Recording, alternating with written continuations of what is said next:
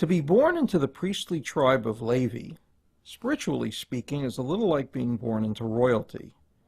Korach was from a family so prominent that the Torah records his birth. Korach led a revolt against Moses. It was short-lived, but it was the most serious challenge ever mounted against Moses' leadership. He assembled a distinguished group of disgruntled Israelites, his allies Datan and Abiram, some leaders from the tribe of Reuben, as well as from his own tribe of Levi, the tribe from which the priests came.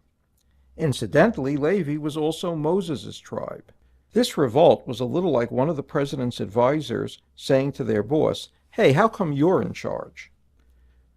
We don't know anything about Korach's previous relationship with Moses, but this is a populist rebellion.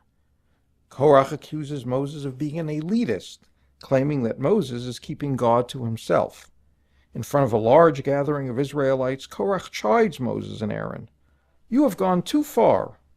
All the community are holy, all of them, and God is in their midst. Why then do you raise yourself above God's congregation?" Moses is shaken by the accusation, and even more shaken by the 250 Israelite tribal chieftains backing up Korach.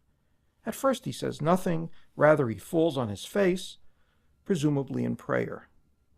When he stands up furious, he challenges Korach and his followers to meet him the following day in front of the tent of meeting, and to bring ritual fire pans and incense. Then God will judge who is holy by accepting that man's offering.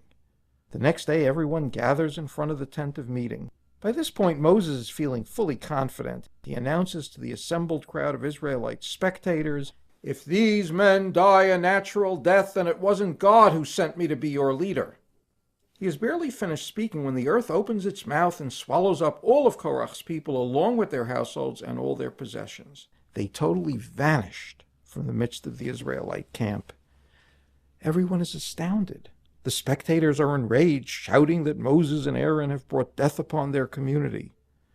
The brothers quickly enter the tent of meeting, where they do a deal with a very, very angry God not to destroy everyone else in the community. God sends a plague to punish 14,700 of Korach's remaining supporters, and then calls it a day. Interestingly, God punishes Korach's followers, and not his family. Korach's sons did not join him in the revolt, and therefore they were not punished. As a matter of fact, their descendants later wrote 11 incredibly moving psalms, which are some of the holiest Jewish prayers. One of the greatest of all Jewish leaders, Samuel, the prophet, was a direct descendant of Korach. This is quite remarkable. It's as if Americans one day would elect a direct descendant of Benedict Arnold, or some other infamous traitor, to be president. We still think of Korach as a symbol of chutzpah, arrogance. He came from a distinguished family, and he saw no reason why Moses and Aaron should be leading Israel instead of him. This sense of entitlement was in sharp contrast to Moses' humility. Rather than just throwing Korach and the leaders of the revolt into prison, Moses turned to God for the answers and let Korach dig his own hole.